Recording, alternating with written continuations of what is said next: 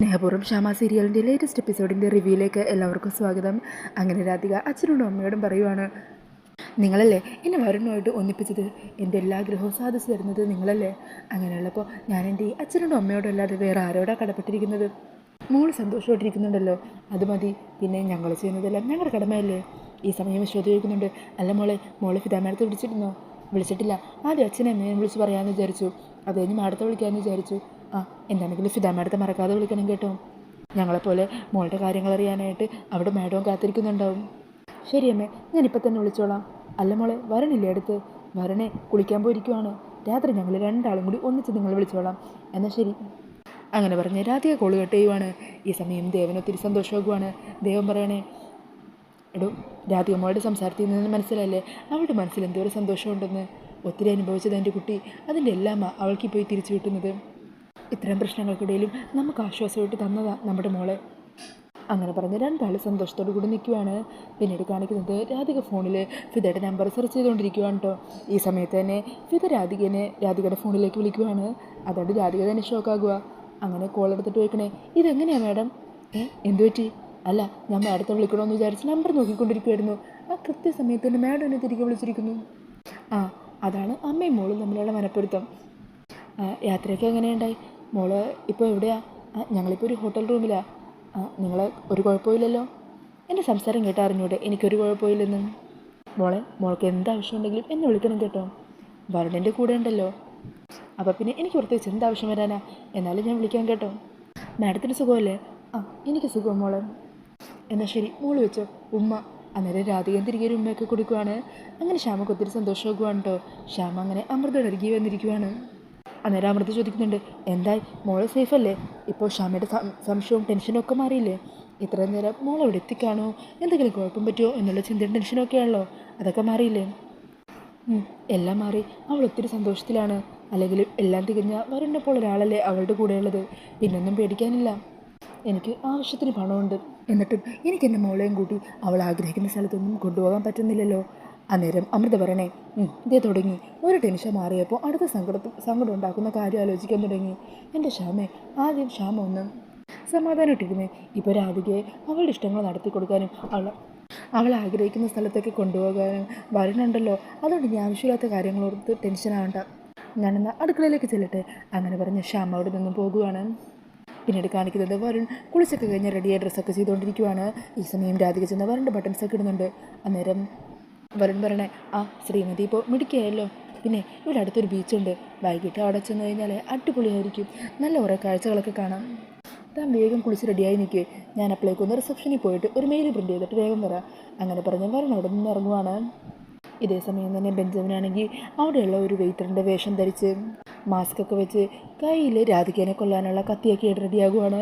എന്നിട്ട് പതിയെ അവിടെ ഫുഡൊക്കെ കഴിക്കുന്ന ആ ഭാഗത്തുണ്ടല്ലോ പതുങ്ങി നിൽക്കുവാണ്.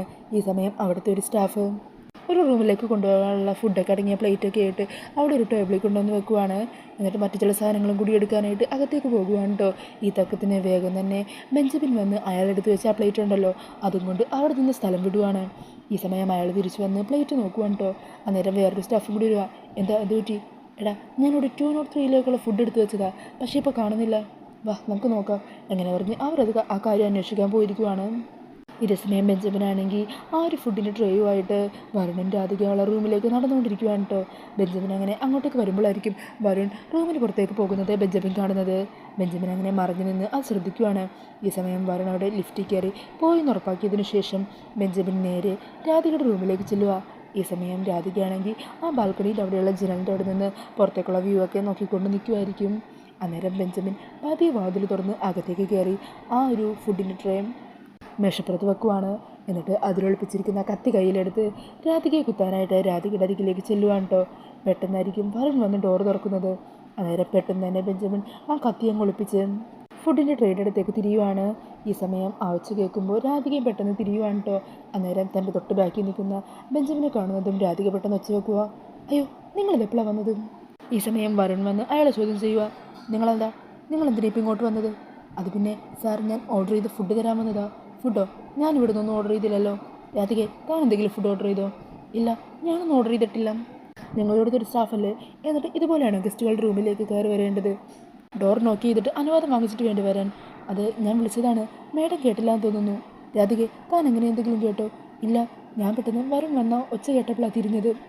അന്നേരം ബെഞ്ചമിൻ പറയണേ, അത് പിന്നെ മാഡം കേൾക്കാത്തത് കൊണ്ടായിരിക്കും. ഈ സമയം വരുണെന്തോ സംശയം തോന്നുവാണ്. വരുൺ പറയണേ, എന്നാലും അങ്ങനെയല്ലല്ലോ വേണ്ടത്. ഇത്ര റെപ്യൂട്ടഡ് ആയിട്ടുള്ള ഇതുപോലുള്ള ഹോട്ടലിൽ നിന്ന് ഇത്തരത്തിലുള്ളൊരു ബിഹേവിയർ ഞാൻ ഒരിക്കലും വിചാരിച്ചില്ല. ഞാൻ നിങ്ങളുടെ മാനേജറെ ഒന്ന് വിളിക്കട്ടെ? അയ്യോ സാർ, അങ്ങനെയൊന്നും ചെയ്യരുത്. ഞാൻ ഇന്നലെ പുതിയതായിട്ട് ജോയിൻ ചെയ്തേ ഉള്ളൂ. അതുകൊണ്ട് ഇവിടുത്തെ കാര്യങ്ങൾ പഠിച്ചു വരുന്നേ ഉള്ളൂ. പുതിയതായിട്ട് ജോലി ചെയ്യുന്നതാണെങ്കിലും ഒരു ജോലിയുടെ അതിൻ്റേതായ ഒരു മാനേഴ്സും മറ്റു കാര്യങ്ങളും ഇല്ലേ? അതൊന്നും ഇല്ലാതെയാണോ നിങ്ങളിവിടെ ജോലിക്ക് സെലക്ട് ചെയ്തത്? സോറി സാർ, ഇനി എൻ്റെ ഭാഗത്തുനിന്ന് ഇങ്ങനെയൊന്നും ഉണ്ടാവില്ല. ഇവിടെ കംപ്ലൈൻറ്റ് ചെയ്യരുത്, എൻ്റെ ജോലി പോകും എന്നൊക്കെ പറയുവാണ് കേട്ടോ. അന്നേരം രാധിക വരുണിനോട് പറയണേ, വിട്ടേക്കും. ഈ സമയം വരുൺ, എന്നാൽ ശരി, വേഗം പോ, ഇനി ഇതുപോലെ ആവർത്തിക്കരുത് എന്നും പറഞ്ഞ് അയാൾ അവിടെ നിന്നും പറഞ്ഞു വിടുവാണ്. ഈ സമയം രാധിക വരുണിൻ്റെ അരികിലേക്ക് വരുവാണ്. വരുൺ, സത്യം പറയാലോ, അയാളെ ഞാൻ കണ്ടതേ ഇല്ല. ഡോർ മുട്ടി എന്ന് പറയുന്നത് സത്യമാണോ? താൻ കേൾക്കാഞ്ഞിട്ടാണോ? ഏയ്, അങ്ങനെയൊന്നുമില്ല വരുൺ, ഞാനൊന്നും കേട്ടില്ല. ഞാനിവിടെ ചാരി നിൽക്കുമായിരുന്നു, അങ്ങോട്ട് നോക്കി കാഴ്ചകൾ കണ്ടുകൊണ്ട് നിൽക്കുമായിരുന്നു. അല്ല, അതിൻ്റെ ബോധമൊന്നും പോയിട്ടില്ലായിരുന്നു. പെട്ടെന്ന് വരുൺ വന്നപ്പോൾ ഞാൻ തിരിഞ്ഞപ്പോൾ അയാളെ കണ്ട് ഞാനങ്ങ് പേടിച്ചു പോയി. എടോ, താനെ ഇതുപോലുള്ള യാത്രയൊക്കെ വരുമ്പോൾ ആദ്യം മനസ്സിലാക്കേണ്ട ഒരു കാര്യമുണ്ട്. റൂമിൽ ഒറ്റയ്ക്ക് നിൽക്കുവാണെങ്കിൽ ആദ്യം തന്നെ വാതിലൊക്കെ നല്ലപോലെ അടച്ചിട്ടുണ്ടോ എന്ന് ഉറപ്പ് വരുത്തണം.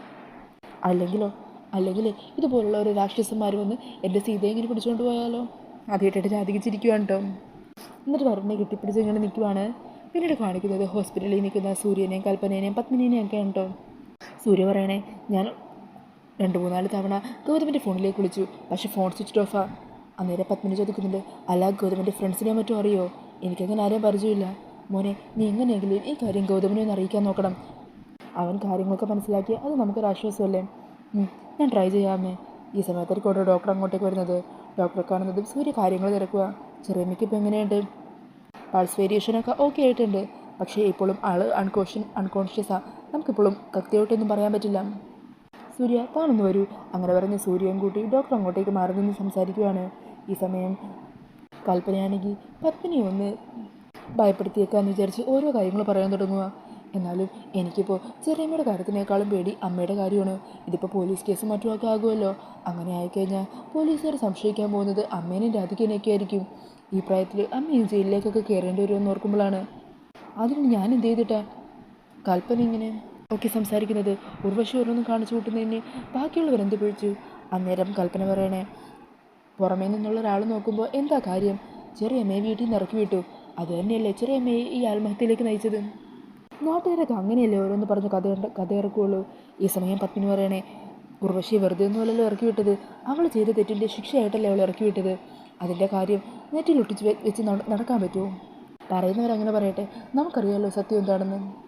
എന്നാലും നമ്മൾ മാത്രം അറിഞ്ഞാൽ മതിയോ? പോലീസുകാരെ അറിഞ്ഞാൽ അമ്മയായിരിക്കും ചോദ്യം ചെയ്യാൻ പോകുന്നത്. അമ്മയെ രാധികയും അവർ ചിലപ്പോൾ അറസ്റ്റ് ചെയ്തെന്ന് വരെ വരും. അങ്ങനെ എങ്ങാനും സംഭവിച്ചു കഴിഞ്ഞാൽ അച്ഛനും മുത്തശ്ശിക്കൊക്കെ അത് താങ്ങാൻ പറ്റുമോ? നമ്മുടെ കുടുംബത്തിന് താങ്ങാൻ പറ്റുമോ? വരുണിൻ്റെ അവസ്ഥ പിന്നെ എന്തായിരിക്കും? ഇതെല്ലാം കേട്ട ടെൻഷനോടുകൂടി ഭയന്ന് നിൽക്കുവാണ് പത്മിനി. അന്നേരം പത്മിനി ചോദിക്കണേ, നീ എന്താ കൽപ്പനെ എന്നെ ഭയപ്പെടുത്താനാണോ ശ്രമിക്കുന്നത്? ഞാൻ ഭയപ്പെടുന്നത് കൊണ്ട് നിനക്ക് സന്തോഷിക്കണം. അതിനുവേണ്ടിയാണോ നീ ഇങ്ങനെയൊക്കെ ചെയ്യുന്നത്? അമ്മ എന്താ ഇങ്ങനെയൊക്കെ പറയുന്നത്?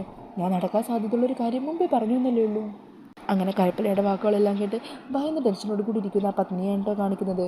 ഈ സമയം കൽപ്പന മനസ്സിൽ പറയണേ, ചെറിയ കഥകൾ സംഭവിച്ചു കഴിഞ്ഞാൽ മറ്റാര് പറഞ്ഞില്ലെങ്കിലും ഞാൻ തന്നെ സ്റ്റേഷനിൽ പോയി പറയും ഇതിൻ്റെ പിന്നിൽ അമ്മയും രാധികയാണെന്നും.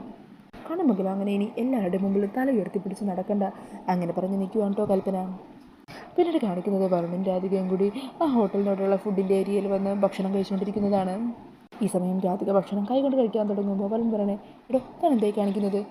താൻ ഇവിടെ ഇരിക്കുന്നവരെയൊക്കെ നോക്കിയേ, എല്ലാവരും ഫോർക്കൊക്കെ കൊണ്ടാണ് ഫുഡ് കഴിക്കുന്നത്. താനും അതുപോലെ കഴിച്ചാൽ മതി.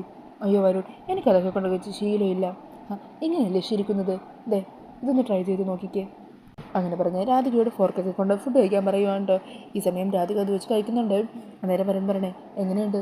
ഫുഡ് കുഴപ്പമൊന്നുമില്ല, പക്ഷേ എന്തോ ഈ വടിയും കുന്തമൊക്കെ കൊണ്ട് കഴിച്ചിട്ടാണെന്ന് തോന്നുന്നു, ഒരു രസം തോന്നുന്നില്ല. അന്നേരം വരുൺ പറയണേ, ശരി, തനിക്ക് കംഫർട്ടബിൾ ആയിട്ടുള്ളത് കഴിക്കുന്നതാണെങ്കിൽ അങ്ങനെ തന്നെ കഴിച്ചോ. ഞാൻ വീട്ടിലെത്തിയിട്ട് ഇതുപോലുള്ള ചില ടേബിൾ മാനേഴ്സൊക്കെ തന്നെ പഠിപ്പിച്ചു തരാം. തൽക്കാലം ഇപ്പോൾ തൻ്റെ കംഫർട്ട് അനുസരിച്ച് കഴിച്ചോ. അതൊക്കെ താൻ ശീലിച്ചില്ലെങ്കിലേ ഇതുപോലെ താൻ ഇങ്ങനെ ഫുഡ് കഴിക്കുമ്പോൾ മറ്റും ആൾക്കാർ തന്നെ ശ്രദ്ധിക്കും. അങ്ങനെ രാധിക കൈയൊക്കെ കൊണ്ട് തന്നെ ഭക്ഷണം കഴിക്കുവാണ്ടോ. സൂപ്പർ, ഇപ്പോഴാണ് ഫുഡിൻ്റെ യഥാർത്ഥ രുചി മനസ്സിലായത്. അങ്ങനെ രണ്ടാളും ചിരിച്ച് സന്തോഷത്തോടെ അവിടെ ഇരിക്കുവാണ്. ഇതേസമയം കുറച്ചങ്ങ് നീങ്ങി ബെഞ്ചമിനും ഇതെല്ലാം കണ്ട് അവർ നിരീക്ഷിച്ചുകൊണ്ടേ ഇരിക്കുവാണ്. അപ്പോൾ ഈ ഒരു റിവ്യൂ ഇഷ്ടമായിട്ടുണ്ടെങ്കിൽ മറക്കാതെ വീഡിയോ ഒന്ന് ലൈക്ക് ചെയ്യണേ. ഇതുപോലുള്ള കൂടുതൽ റിവ്യൂസിനായിട്ട് ഈ ചാനലൊന്ന് സബ്സ്ക്രൈബ് ചെയ്തും കൂടി സപ്പോർട്ട് ചെയ്യണേ. താങ്ക്